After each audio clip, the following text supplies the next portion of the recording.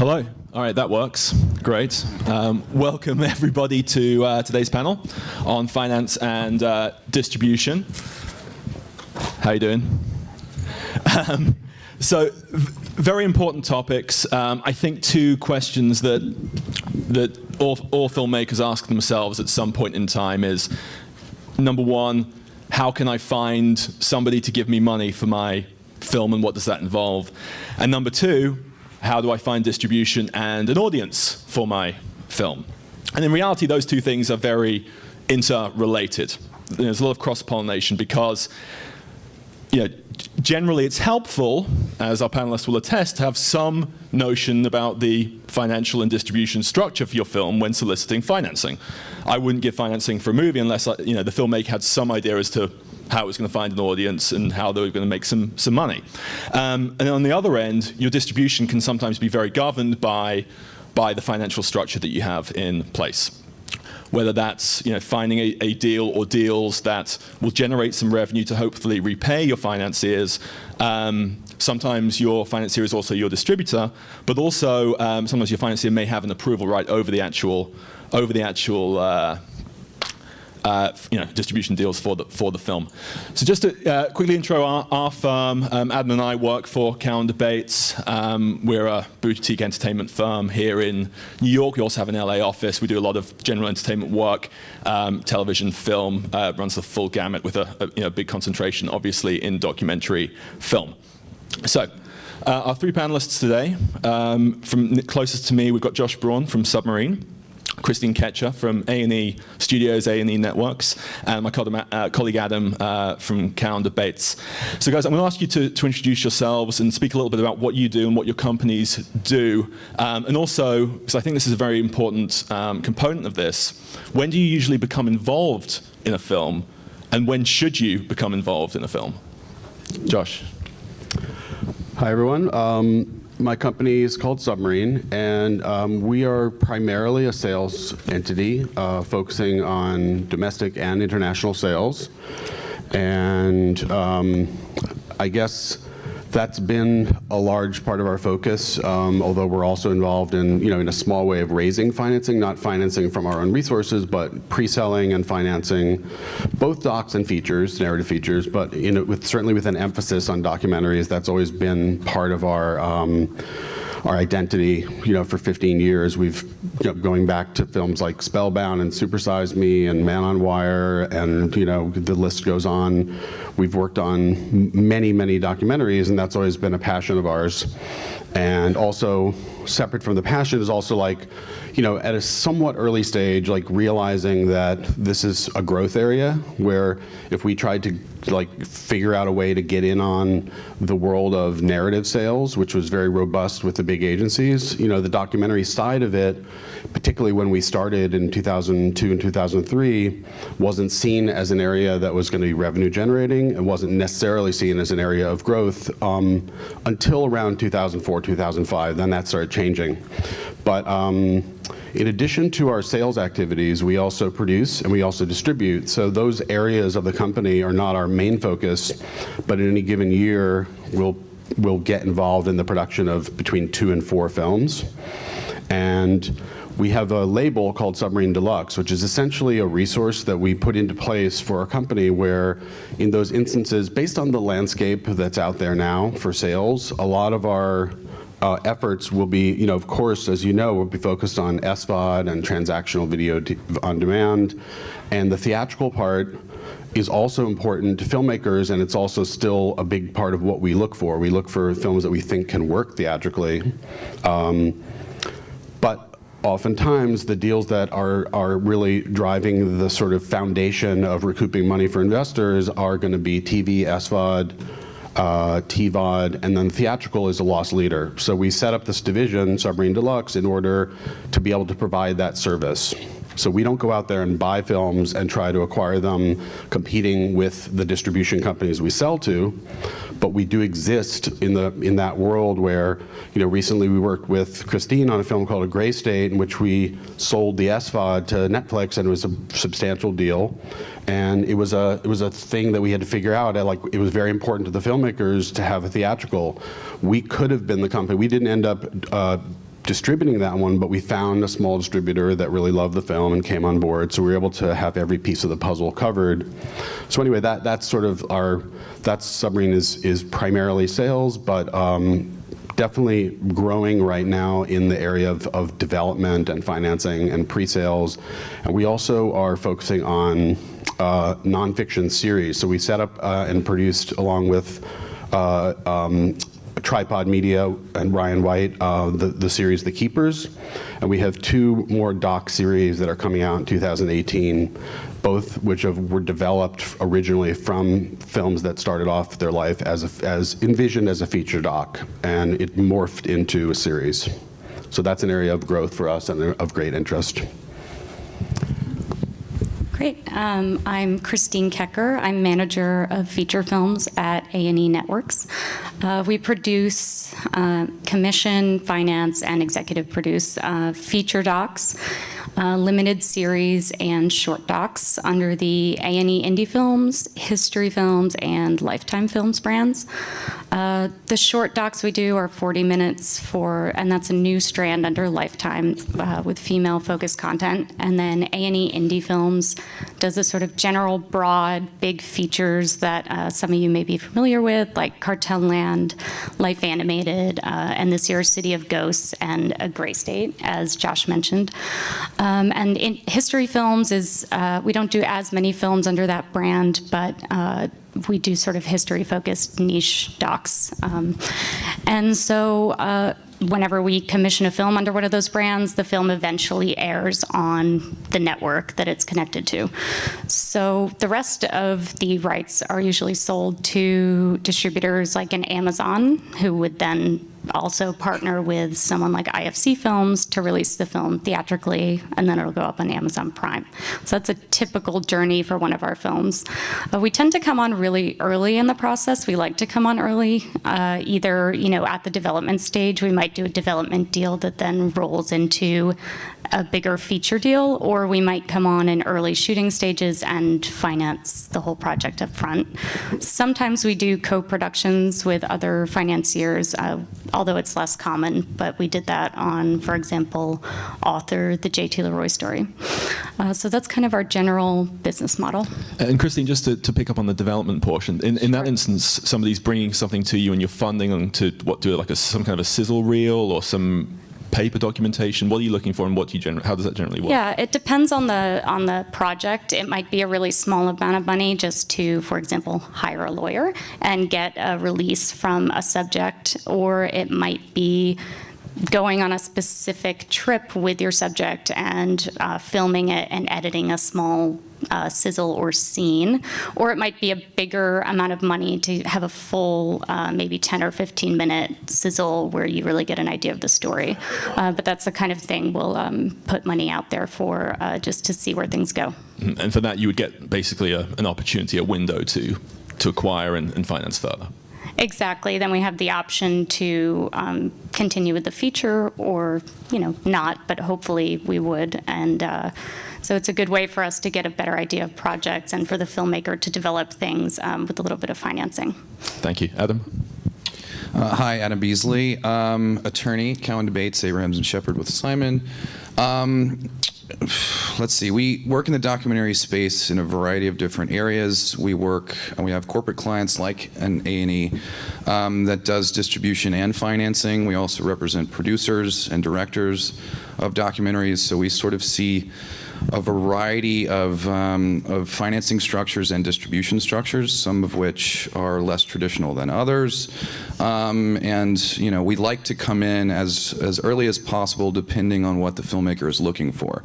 So you could have a filmmaker who is looking to do a release of their primary subject. Maybe they don't need a lot of money at the time, and they need someone to come in and help them close that deal. Or you have someone that has created a documentary and you need help with a distribution deal, so we'll come in later in the process. Generally, we like to come in as early as you need us, so which is sometimes not as early as filmmakers like. And so sometimes we'll have people come to us with things that we need to unravel, agreements that they've signed that need to be changed, and obviously that's less ideal because we're having to take things apart and put them back together. We typically like to be putting things together rather than reordering a pie that's already together, because that certainly creates more costs for the filmmakers. Okay. And to that end, I think one of the key things here is putting things together is just a key aspect of this, whether it's equity and grants on the financing side, whether it's different rights being granted to different parties. I think is a good context, because I don't know how familiar people are. I mean, Adam, could you take us very briefly through how just a traditionally independently financed film might be financed and what the financier's expectations are, and then we'll talk about the more progressive things where we're, perhaps we've got an A&E or a Netflix or somebody, coming on as a distributor and a financier. Sure. I mean, I think the simplest financing structure is you have someone who is giving you equity financing to create a film. So you have someone who wants to give you money, but that can look like a variety of different things. So, and some of those things are sort of tied to what's motivating the financier to come on board, right? So, say you have a distributor like an A&E that wants to give you money. Well, they want to give you money because they're looking to, number one, hopefully make some money off of the film, but also because they want those distribution rights that come with that deal. Number two, you would have someone that is just purely interested in the subject matter, which financing can come in a variety of, like, say it was a grant. Say you had a foundation that was interested in the subject matter that you were creating a documentary about. For example, we did a documentary about the sculptor Maurizio Catalan a number of years ago, and we got a grant from the Guggenheim, because the Guggenheim was a friend of Maurizio, had shown his work a number of different times, and was interested in furthering that project. But then there's sort of would be less traditional models. I guess we'll touch on that later, but I would imagine those are sort of the main forms of financing for a documentary in a sort of traditional structure. Right, and the point being that the financier, typically there will be monies will come in to the film, which hopefully, are not all just going towards its production. There are various costs and expenses that come along the way. Certainly, Josh will take a fee and expenses for the work that he's doing, but that financier is then expecting to be, financier or financiers is expecting to be repaid whatever they've contributed, generally speaking, with a premium of 10, 15, 20%, which is all of this is negotiable, which is why it's important that you bring in reps. And then generally there's some kind of a profit participation for your financiers as well, which can vary from film to film, but in a general independent film structure would be 50% to the financiers and 50% to the producers, although that can vary in a documentary, as because of the soft monies.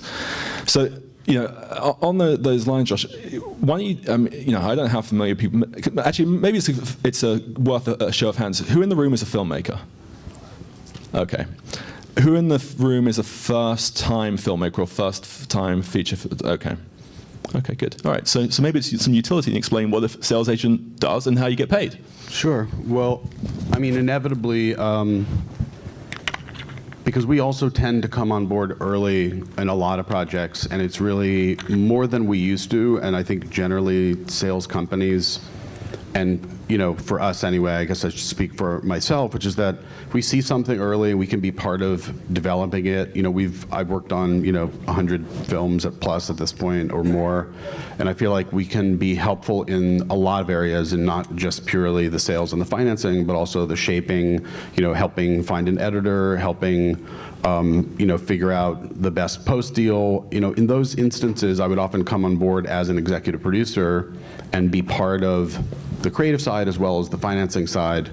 And since our company, and myself and the other people at our company, there's about 4 of us, so we're sort of a boutique sales company. We all have experience in those areas, so any one of us could be acting as an executive producer for a film as well as working out sales and financing.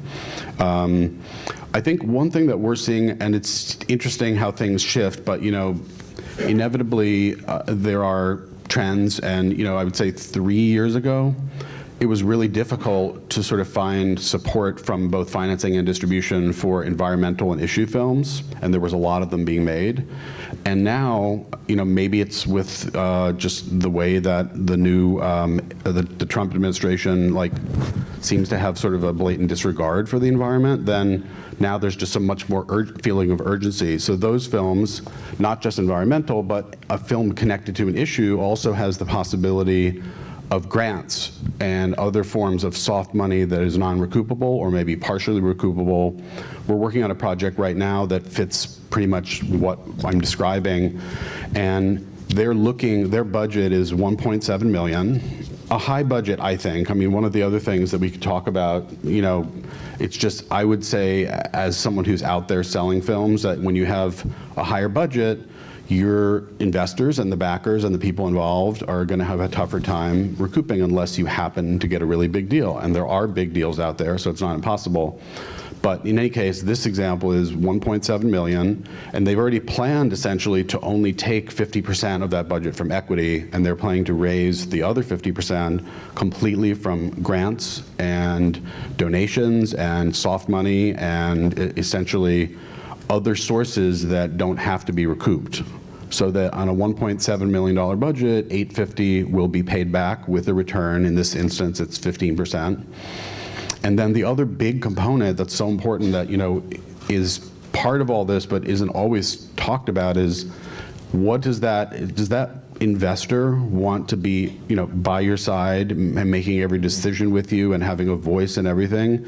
And I would say just generally, that's probably not what you want, and you want to try to structure it in a way where, the investors can have a voice, but you have contractually determined that is your final decision on the creative side, on the final cut, on the distribution rights. Simon is saying that, sometimes those investors want to vote on what happens with the distribution rights, and they may just want a money deal that maybe doesn't feel right for the film. As a sort of example of, if a Netflix deal or a deal that didn't have a theatrical component was higher than a traditional distributor, we're going to give it a full theatrical, the filmmaking team sort of traditionally might say, we'd love the film to have it shot in a theatrical release. And the investors might say, I'm going to be fully paid back from that deal, so I'd rather take the bigger deal with no theatrical. That's the kind of thing where, and just, not to get too in the weeds, but those kind of deals, we try to structure it where they only have a vote up until the point that they're recouped. Right. So if they put in $250 and the deal is $300, they really don't have a vote in that because they're getting their money back. Okay. On that point, it's worth mentioning that everything is negotiable.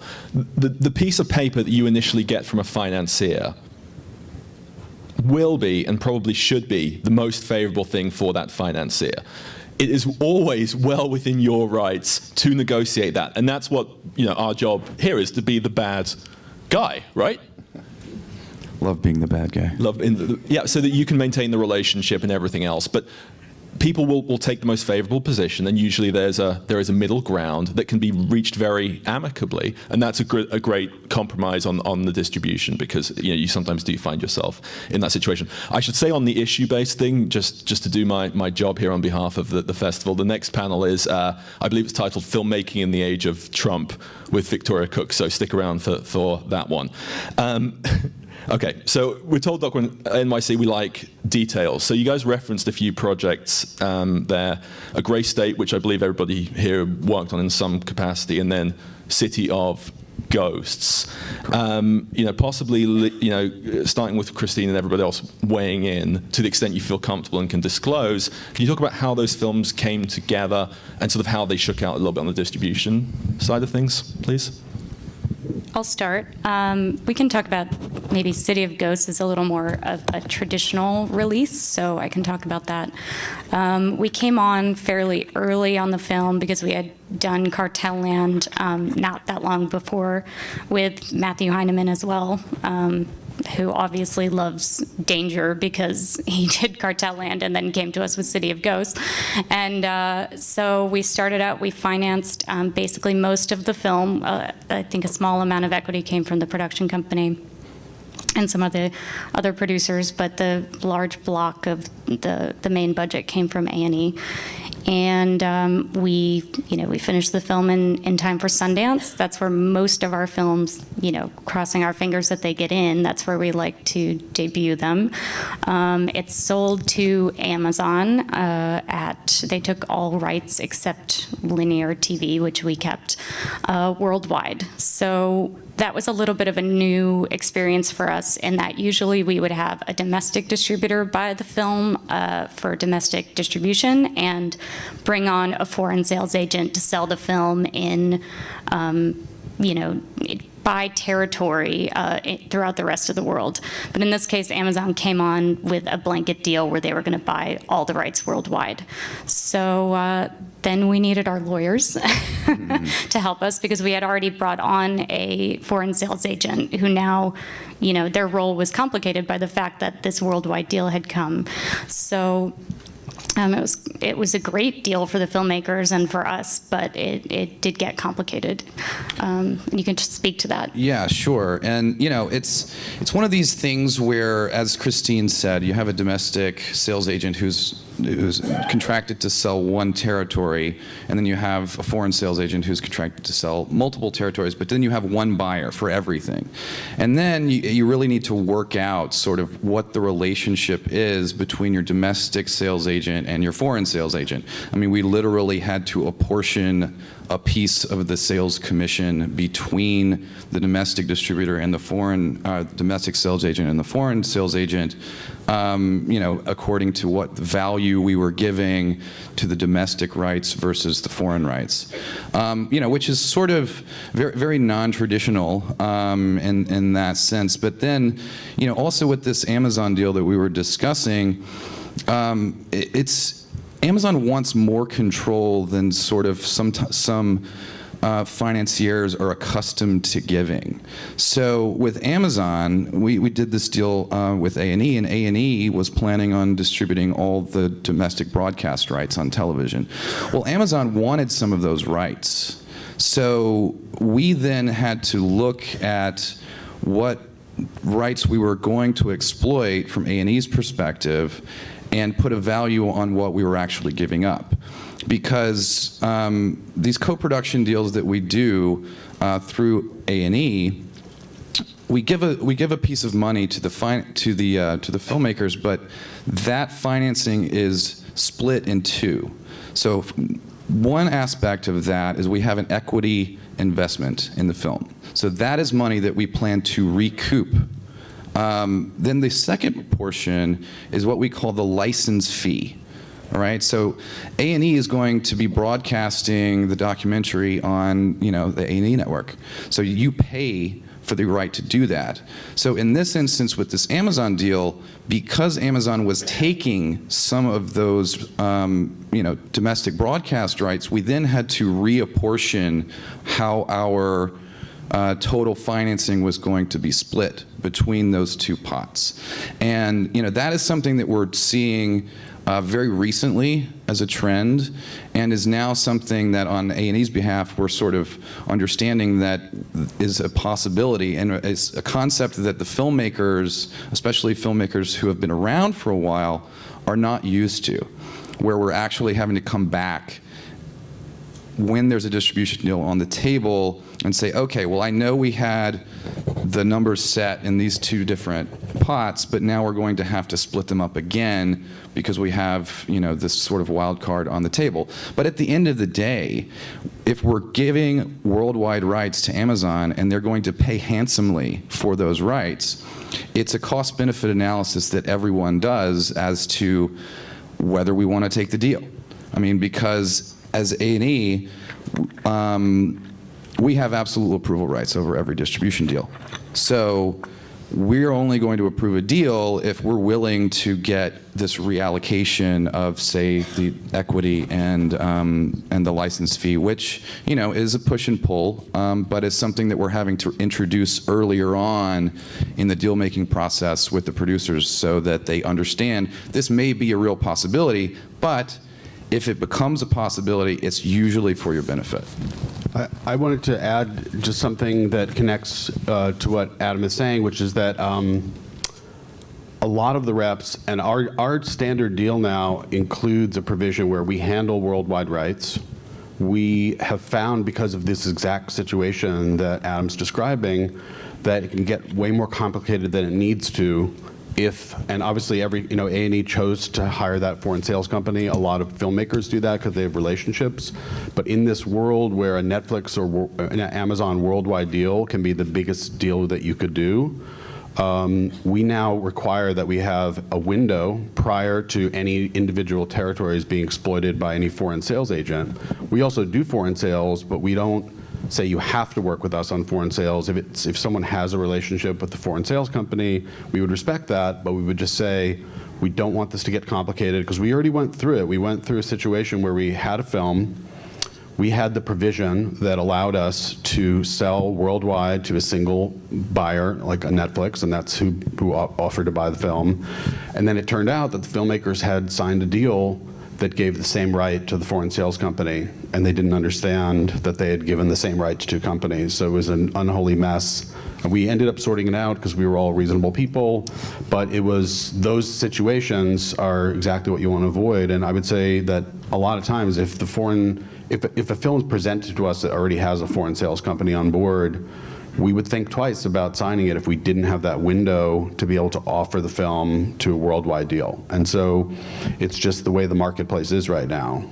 It's not that we wouldn't take the film, but we would just have to evaluate how we think things would play out. And particularly if a territory is already sold, particularly a major territory like UK, Germany, France, Netflix and Amazon are going to evaluate it differently. The Netflix originals department is not going to want to buy the film particularly if a major territory is sold, and even a minor territory. We had a film where the Israeli rights were pre-sold, and even though it's a small territory, they didn't want to take the film unless it could be an absolute worldwide original, all rights, buyout in perpetuity, which is how those deals are structured.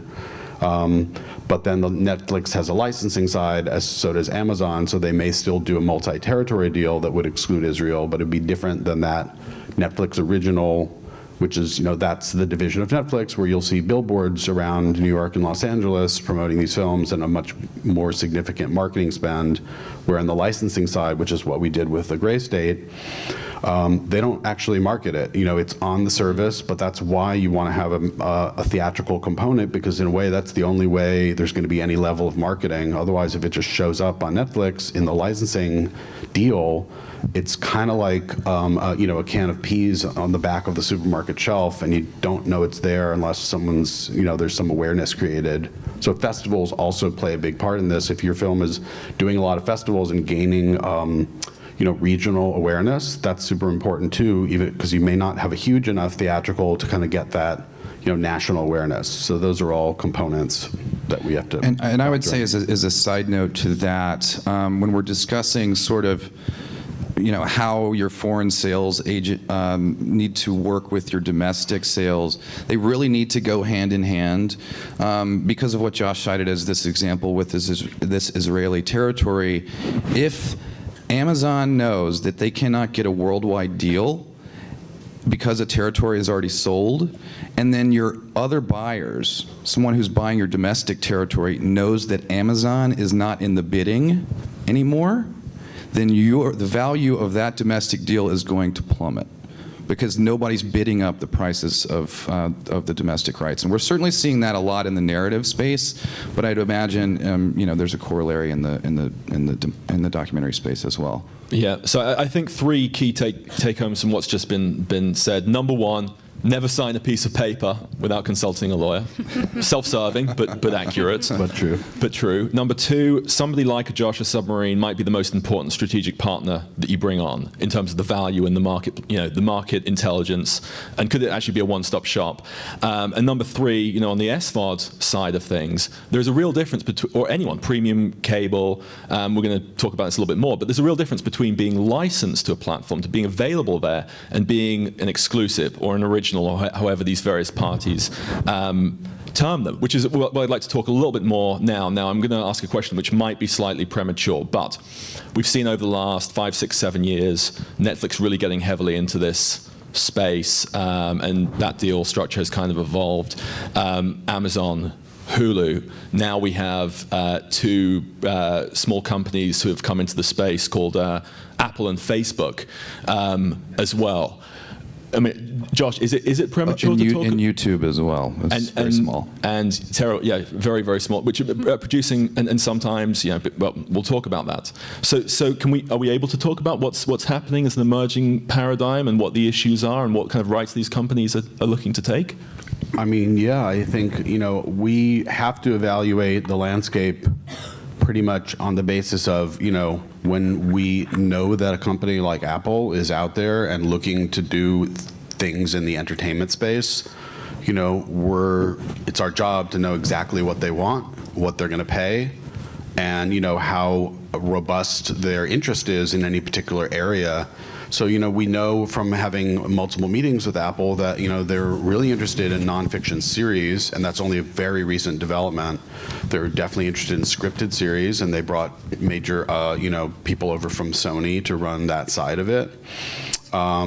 They don't seem to really be embracing like a feature documentary unless it's music. So, they did the Clive Davis doc, and that was a big deal. But so someone like Apple, it's the same with Facebook. We've met with them, we've talked about what they might want. They've been interested in a few projects.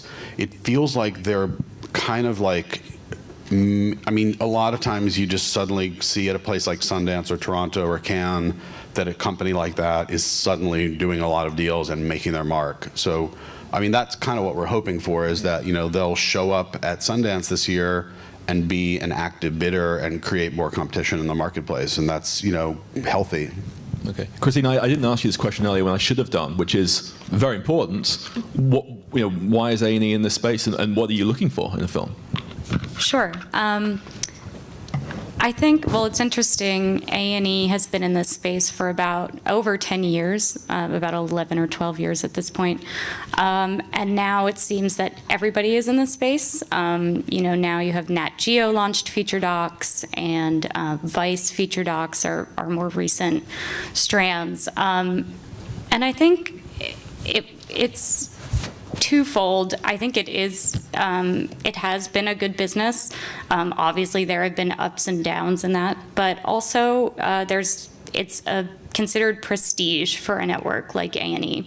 And so there's a lot of focus on these films getting awards, which also plays into the dynamics of a contract, because if you want an Oscar, the theatrical release has to be first. If A&E wants to get an Emmy, we have to air it before it ever goes on Amazon Prime or Netflix.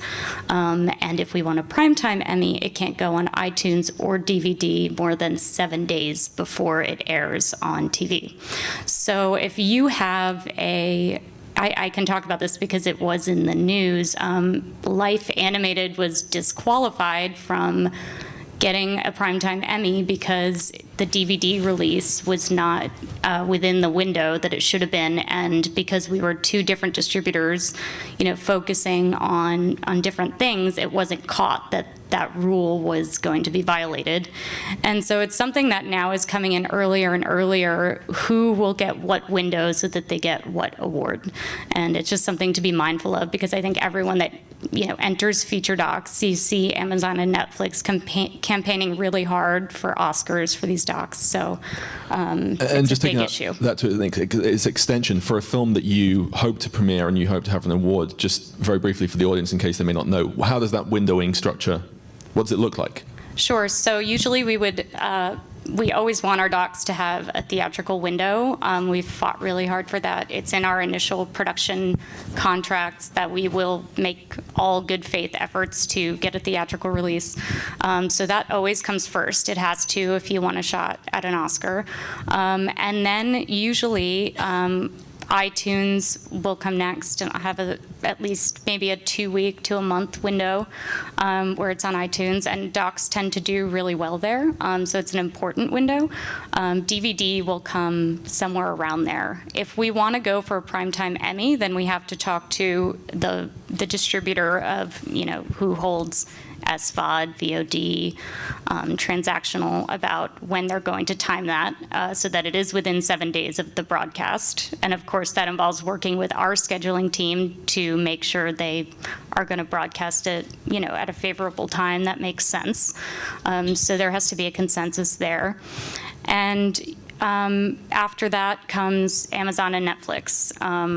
It's usually the case that we would not allow Amazon Prime or Netflix to be before our broadcast, because that would mean that they would go for the Emmy instead of us. So that's the usual windowing structure. Yeah, and then I would just add to that, when you are putting together multiple deals that all need to be intertwined in terms of the release dates, it becomes very, very complicated. And it's very important to have good partners that understand that holdbacks are a very real thing and that they have to abide by them, because if one of these things gets violated and then all of a sudden we're going for a primetime Emmy and we are disqualified, that's a very, very large problem. And one good thing, though, that I will say, a lot of these windows are dictated a lot of times by Netflix, mm-hmm. and they understand how the various windows need to line up, and are fairly good partners at working with filmmakers to time the release so that all of the windows get exploited as successfully as possible. Because really, at the end of the day, all of these windows, if they're not exploiting them, are free promotion for the Netflix release, Mm-hmm. In a licensing scenario. In a licensing scenario. In an original scenario, you can't do anything. Yes. I mean, they're going to dictate everything. Controlled, yeah, completely. And it's just always good to be aware of that. And whoever your distributor is, to be in close partnership with them and make sure you're comfortable with them on a sort of a creative and a marketing level as well. I'm going to sort of getting away from a little bit from pure distribution of your film. It's just something I have a note about, and it may or may not be of interest to the audience, but it is something important to think about. Josh has already referenced something, and Christine as well, that there's a big emerging market which didn't necessarily exist in quite the same way 5 years ago, which is documentary series, right? So we've got the likes of the Jinx making a Murderer, and then things, sort of high caliber, Chef's Table, and so on, and people getting heavily into this. And it may well be that your documentary film might end up being better as a series. By the same token, it's a very rare set of facts, but I think it's happening more and more because of this need for narrative, for scripted content, especially on the TV side, that we're starting to see derivative rights deals. So people, whether it's your primary distributor or somebody else, wanting to come in and take the rights to do a remake. I don't know if were people here for the last panel? Yeah, so Mark Simon and I worked on that film, The Eagle Huntress, with Stacey Reese, and that's what happened in that instance. It's a very rare set of facts, but we had domestic distribution, we had foreign distribution, and we also had a remake right to do that as an animated film. And all this requires getting your rights in order. So what I want to talk about a little bit is, for instance, Submarine. I engaged as a sales agent for my film. Do you have an expectation that you would be attached to sell a sequel? Would you be involved in a potential narrative? How does that work? It's standard in our deal now to handle what is your film? What is the material? Now, when we realized how much material the Keepers had, Ryan and Jess were a little resistant at first. They kind of saw it as a film, but the more we talked about it, and it was really at that time right between The Jinx and Making a Murderer, so it wasn't like the trend that it is now. So it was a little bit of more of a stretch to consider. But I think it was based on the fact that they had so much material that you could look at it and say, how are you going to make this into 90 minutes? Like, maybe it could be a 2-part film or but it doesn't really seem like this story. And if you've seen The Keepers, it's, we had to do an extra episode. It was sold as 6 episodes, and we did 7 because one of the episodes was 90 minutes long, and it just was like, it didn't make sense because there was too much material. And Netflix were great. They were very supportive. They said, if it's justified, yeah, let's make another episode. So I think when you have, particularly in the case of the other 2 projects, which are, one of them is almost finished and may premiere at Sundance. We're waiting to hear about that. And then the other one's a little further down the road. But they were both, projects where, as a feature doc, they felt like they were leaving out a lot. And particularly in one of these 2, which I can't say too much about right now, but broadly it was about a cult. And the cult, essentially someone had documented a lot of what happened in the life of the cult over a 7-year period. So there was a natural inclination to look at this material and say, this is so, you could do a 10-part series if you wanted to. There's so much material, and it's, again, you could boil it down to a feature, but you'd really be leaving too much on the table. So that's, and then for remakes, we've done a lot of remake deals over the years, going all the way back to Spellbound, which we sold as a remake to HBO. And recently, one of the recent ones, we did a film called Bat Kid, which was sold to Warner Brothers and New Line, and they also bought the remake rights, and we attached Julia Roberts, and it became a big deal because we sort of worked in cooperation with CAA actually to attach Julia Roberts, which is rare. It doesn't happen quite that way. It's hard to make that happen. She just really responded to the material, was willing to say, yes, you can say I'm attached. But I feel like this is an area like the nonfiction series that, we're doing more and more of these deals, and it's exactly as you said, there's just a hunger for great content. And so the story of a documentary or a nonfiction series could also be the blueprint for a scripted series or a scripted film. And it's all right there. It's all, the story is all there. And to editorialize on a couple of points there. Number one, I work with certain clients that if you do a deal with them for a documentary film, their policy is they will own the film. So you will essentially, which is sometimes how A&E works. So you will assign the film to them. You will have your entitlements, but they will own it and distribute it and everything else. Well, in that instance, hopefully you're speaking to a lawyer who makes sure that you are getting either attached or paid in some customary manner if it goes forward in some other one of these other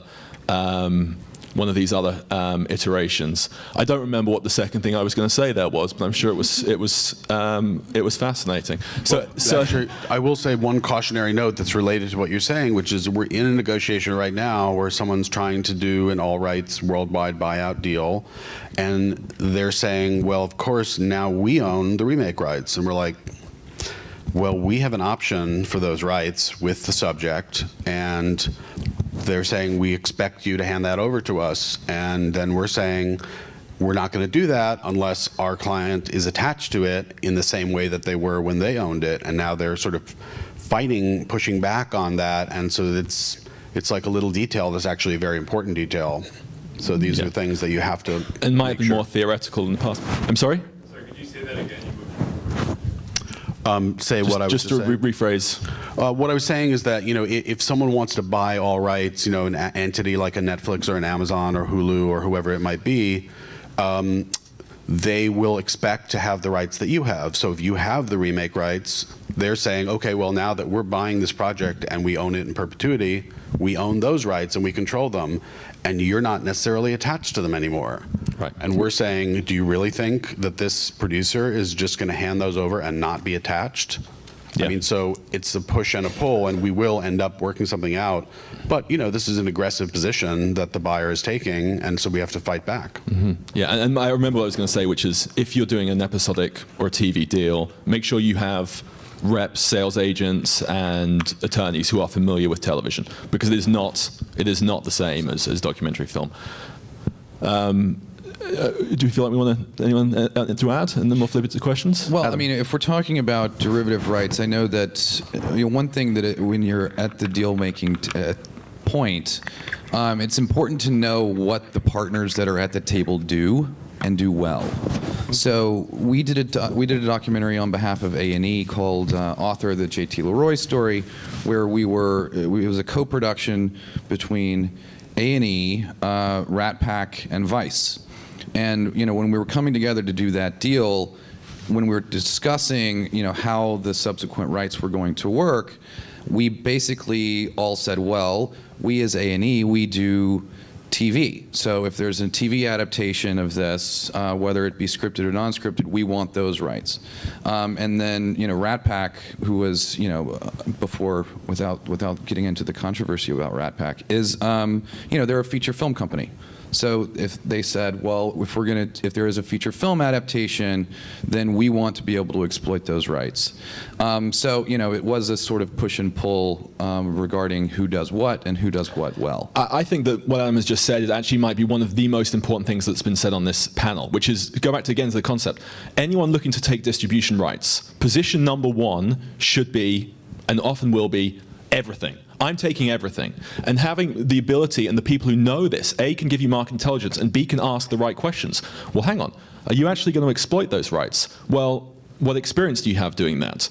It's critically important, because there's nothing more frustrating for you as a filmmaker than to have things either sitting fallow and not being exploited, or being essentially mishandled. Now, look, at the end of the day, you're always going to have to defer to your distributor, and hopefully you've picked the right partner. But having the right representatives and people you trust and that you feel comfortable with is a very important part of that process. I think probably there might be some questions, so should we turn it over? Yes, in the. How does the transfer of rights deal with outreach and community showing? So the question was, how does the transfer of rights and sort of a distribution agreement deal with outreach and community showings, and I guess education? We were talking about this before, so do you guys want to go? I mean, a lot of times a distributor wants that outreach to be a part of the distribution deal. We're doing a deal with a documentary about a camp in North Carolina that helps kids with stuttering. Right? The documentary was made for very, very little money.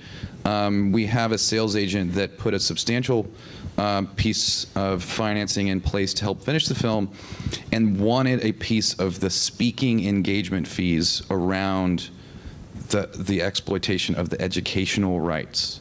So that's sort of a very non-traditional way of exploitation, but if that community engagement, if that has a lot of value, then that can become very important. But also, on the same token, if you have a major distributor like a Netflix, they're not going to give you any of those rights anyway. You're not going to be able to exploit it maybe as a filmmaker unless you have. It's very difficult, but it's important in that instance, I think, that you tell your attorney and your sales agent right up front, day one, these rights are important to me, so they can fight for you to get whatever they might be able to get from the particular distributor. Yeah, we had a film at Sundance last year called Chasing Coral. It was sold to Netflix as a Netflix original. Before we embarked, we had worked with the filmmaker on previous films, and before the film even existed, he was like, I have raised close to $1 million, or maybe more at that point, to implement an outreach campaign and a grassroots campaign and non-traditional screenings. And he's like, that is my top priority. So we went into that knowing that someone like Netflix is not going to want to just say yes to that without having control over it, even if they say yes. So while the negotiation was heated and into the night, there was an additional hour and 45-minute call between the head of Netflix Originals and Jeff, the director, specifically to make sure that he was comfortable with how they were going to approach that. And that, we would have closed the deal before that call, but that had to happen for Jeff to feel comfortable. So I think, inevitably, it does come down to how badly do they want it, and do they see the film as having a reason to have such a campaign around it. And they felt that, yes, this makes sense.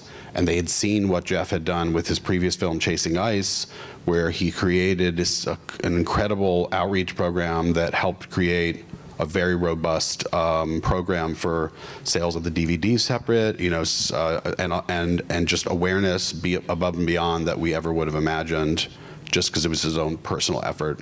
So I think case to case, you can fight harder and maybe win on some of those points, and in other cases, they just want to control it, and if you want to do the deal, you kind of got to trust. Yes, and I would just add to that to be very conscious of what Netflix and Amazon, I believe, but especially Netflix will allow in terms of educational. One big service that's come on the scene over the past few years is Canopy, which allows educational streaming and I believe free library or free streaming if you have a library card, at least in New York. And that's something obviously Netflix has completely shut down as, they see it as a competing streaming service. So, and I think, Josh, you could probably speak to this, other educational rights have been, either shut down or frowned upon by Netflix, and people have to fight a little harder for them. So that's, if you think that your film has a big educational life, then it's certainly something to keep in mind. And I will say A&E we are not experts in that because we tend not to do issue-driven films or extremely political films. But the more political the film, I think the more touchy the issue as well. Right, and I think I should probably speak up on behalf of some of these companies, Netflix and Amazon. Sometimes it is about control, but sometimes there's a difference between what they will do contractually, which is always we live in the contract because that's what governs and that has foreseeability. But a lot of them, and look, these companies do a phenomenal job of promoting a lot of these films, and so there is that trust component. But you really have to, that's why that conversation was so important to have. Next question, this lady, I think. Yeah. So I have a question about story rights. How early in the process is there a precedent for somebody actually selling the option for narrative rights, remake rights, and is that realistic as a means of financing production? So to finance, so essentially you would start production on your documentary. Sorry, the question was about story rights and when that transaction would occur. I would say it would be a very rare set of circumstances to finance the budget of a documentary by selling the remake rights ahead of time, partly because the market just hasn't been proven. You would have to have full exclusivity as well in all the subject matter, which is a question in and of itself. Exactly. It's very, very, very risky to do that early in the process because story, if it's a true story, is not protectable by copyright. So what rights do you actually have? Yeah, which is getting into a whole other panel about life rights, which we could sit for an hour and talk about. We're in that exact situation that you're describing. It's funny, we haven't been before, but right now we have a film, and the reason that it's something that's coming up is because it's based on a very famous person. So it's their life rights and the rights that the documentary will tell, and someone is offered to take an option on developing the remake rights before the film's made. The problem is that they're just even the option price that they're offering is pretty high for an option on those kind of rights. It's like between $50,000 and $100,000, which is very substantial. Often it can be $10,000 or $25,000, but that doesn't really get them that far. It's $65,000 is gets them something for sure, but it compromises those rights. And there's as an example, in the Netflix deal, not that everything, goes back to Netflix, but they do want those rights or an option on it. So if you've already tied them up, it's sort of a demerit to the overall picture. Mm-hmm. But I would say that unless it is a story that's just so amazing and someone's willing to pay a huge amount of money, it's probably better not to tie those rights up that early. Yeah, agreed. This lady, please. Hi, can you speak a little bit on the course of a documentary? When you finish it, you can film festival circuit and you do the sale of the theatrical release. At what point does the distribution come in? Okay, so the timeline, I guess, is how it happens. So I think maybe we'll talk about a best case, right, locked in the hotel room negotiating as you were on Chasing Coral, and a worse case. How does this actually play out in real life? And Josh, probably best for you to start. Well, every film has its own path, and so of course it can be dramatically different. Some films we sign right before they go to a festival. It premieres at the festival. A lot of people want to buy it. We sell it quickly. It gets released. It's a hit. It wins an Oscar. That's not that often that story is the story that we're telling, although it sort of happened with Searching for Sugar Man was sort of that story, actually. But it's a rare occasion. Generally, I would say, obviously you find your financing, you get your film to the point of that you can show it to, getting a lawyer, a rep, a publicist on board, and hopefully it's right on the verge of submitting to a festival, or you've already submitted to a festival. Generally, most of the films that we sign, by and large, probably 80% are films that are finished, that are embarking upon their festival route. And the importance of festivals has increased. There was a time a few years back, maybe longer, where you could say, well, this didn't get into any festivals, so we're just going to screen it for buyers and we'll get the best deal.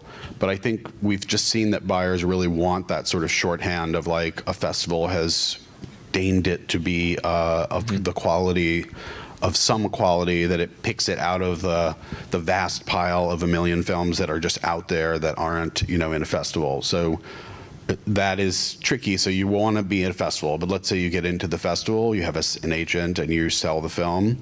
Generally, it's going to be, at least 90 days from that time before someone would launch the film. They want time to prepare materials, publicity materials. They want 90 days for long lead press. And then the way Christine was outlining the windows, the window is changed for different deals too. But then, if it's a traditional deal, you have your theatrical window.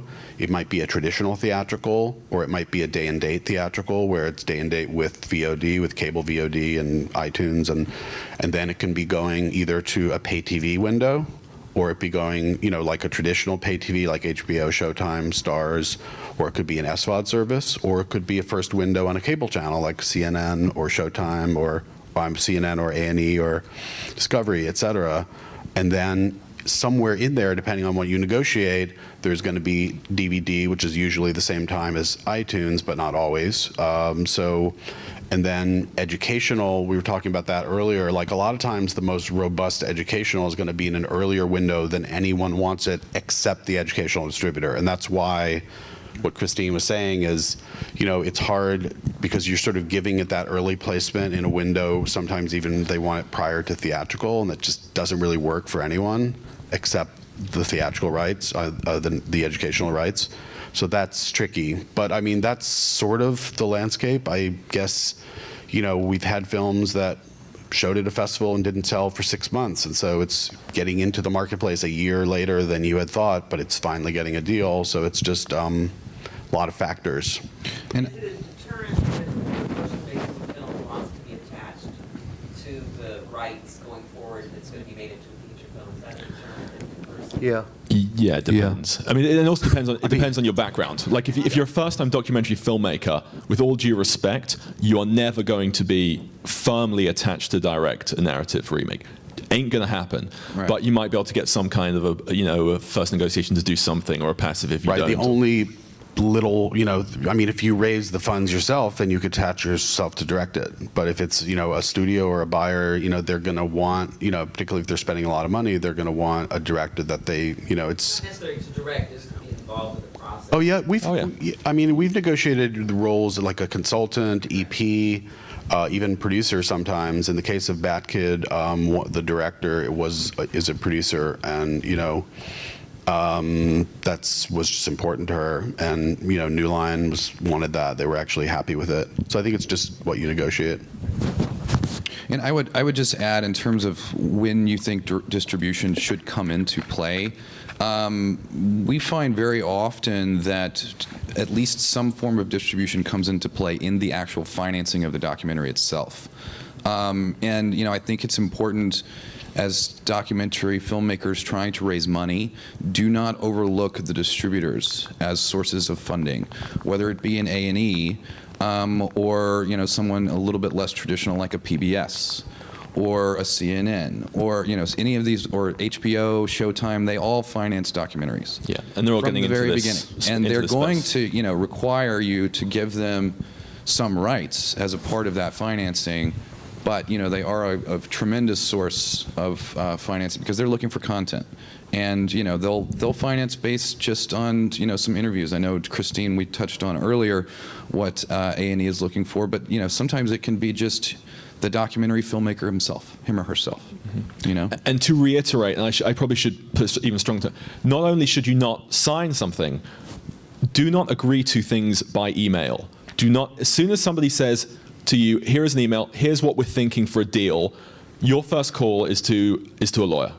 as soon as any kind of offer comes on the table. The other thing I just want to quickly flag before the next question, which is irrelevant to anything else, but is very important in this whole discussion, I would say that a very helpful thing for all filmmakers is while they're producing to get a hold of a delivery schedule from a distributor, which is the actual paper and technical delivery items that you have to deliver. Because if you get down the line and you have a deal and everything else is in place, and you don't have those things, or you're not able to deliver in the requisite quality, or you or you have to create them, it can get very, very expensive. All right, so next, anybody else? Questions? Yes, in the back.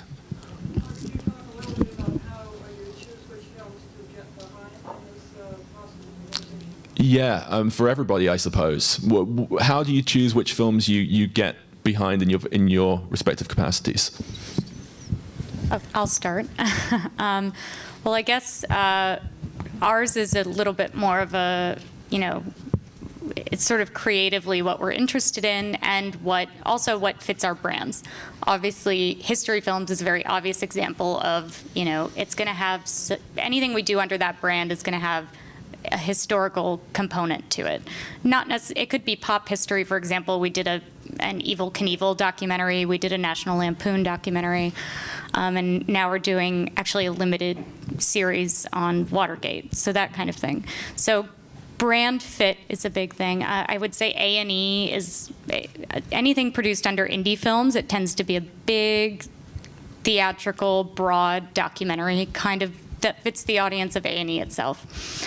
And, like Adam mentioned, it may be the filmmaker. We may have worked with them before or loved their previous project, and they come to us with, an amazing story or, just their next film, and that may be how it comes to us. Or, it might come from Josh. So they come from various sources, and there are different factors. But I think you do have to keep in mind what you're pitching. If you see that, the kinds of films that a network does are something very big, like Cartel Land or, Life Animated, we probably are not going to do a very niche, personal, sort of dreamy art doc. Even though we love them, we can't get them on A&E. So that's something to keep in mind as well. For Submarine, we represent somewhere between 40 and 50 maybe films a year, and pretty much all of them. Certainly relationships are important. So when a filmmaker we've already worked with brings us something, we're going to be very focused on that because we'd like to continue. And so if it's something that we don't know for sure is going to be a huge sale, we may still want to work on it if we love it. And that's sort of our, as a smaller boutique company, we can sign something that we don't know if it's going to be a big sale, but it's for the passion of it and we love it. As long as we're on the same page with the filmmakers, we're very direct and open in our evaluation and say, for this film, we're not sure. It could be, honestly, even for Searching for Sugar Man, which I referenced earlier, we said to the filmmakers, I love this film so much that I know there are other people that are going to love it. It's a question of, are the people that are going to love it going to be a big distributor or a small distributor? Because it's not about someone you've ever heard of. You can't market it based on the back catalog of Rodriguez because according to the film, 8 copies were sold of his album.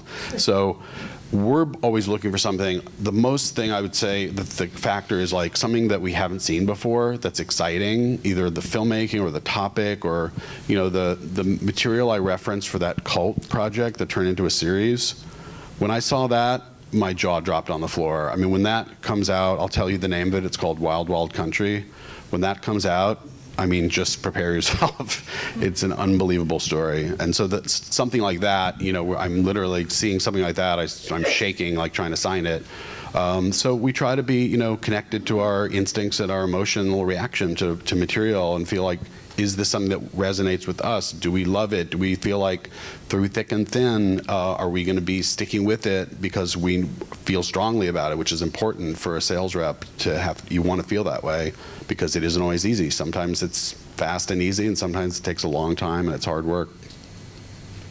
Chrissy, can you repeat what you said about you can't get on A&E? Yeah, I think you just have to keep in mind, not just A&E, but anyone you're pitching to, since we're a cable network and we're buying the rights, we're buying all your rights, but the rights we're going to keep and exploit ourselves are cable rights, and your film has to eventually air on A&E. I think you have to keep in mind what kind of content A&E puts out there, so you're not going to see a rerun of Duck Dynasty with a super artsy documentary premiering after Right. it, to be super blunt about it. That sounds Creatively, super and also corporate. standards and practices and content, presumably, if there's a lot of explicit stuff in there or whatever else. Yeah, that's another issue. And I'll just add something that they both said, which is there's always value, right, if they've worked with somebody in the past. And that can happen if you can partner with somebody like a Warrior Poets, which is Morgan Spurlock's company, or even an Impact Partners, which is a financier, but having that brand and that blessing behind you and that known quantity, and obviously in A&E. Yeah. It can help you to open other doors. Of course, that requires doing its own deal, which is why you call Adam. I think they just showed me a thing saying last question. I think that was the last question, so I think we're gonna wrap. We can do one more. One more? Oh, we can do one more. Who wants to be last? This over here. Blue jacket or shirt or jumper.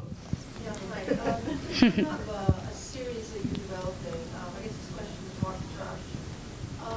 And it's based on property like a book.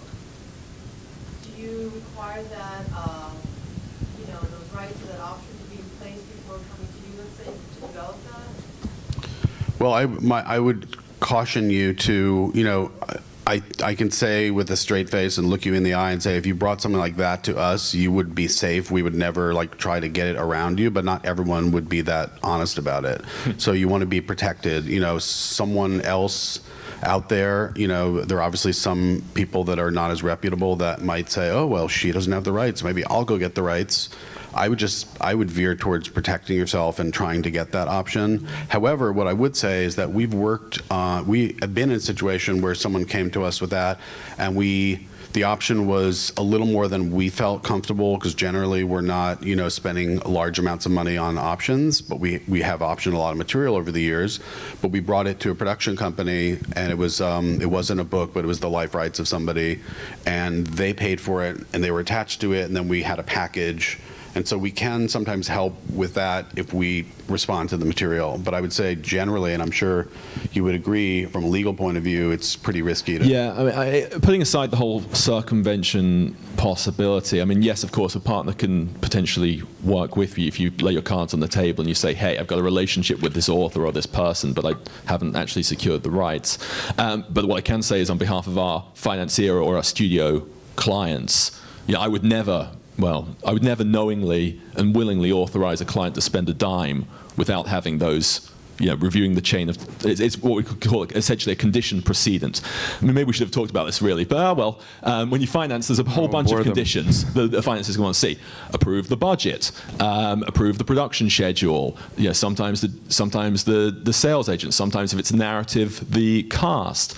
But one of those things that's critically important in any project is the chain of title, showing and demonstrating that you have got all rights, correctly papered, the scope of rights that you're representing. We will often, part of due diligence, Adam and I will want to see a check or a wire transfer showing that you've actually paid the option fee, and so on and so forth. So yes, critically important, but there are ways that you can. And also, I think creatively important. If you have a book that you're wanting to create a series based on a book, wouldn't you want the author to be involved in the series as well? They can be, rich sources of information on a subject. So, not having them loosely involved, I think it's risky in terms of legally, but, I think you just want them to approach them and for them to be involved in the development of one of those series anyway. So why not?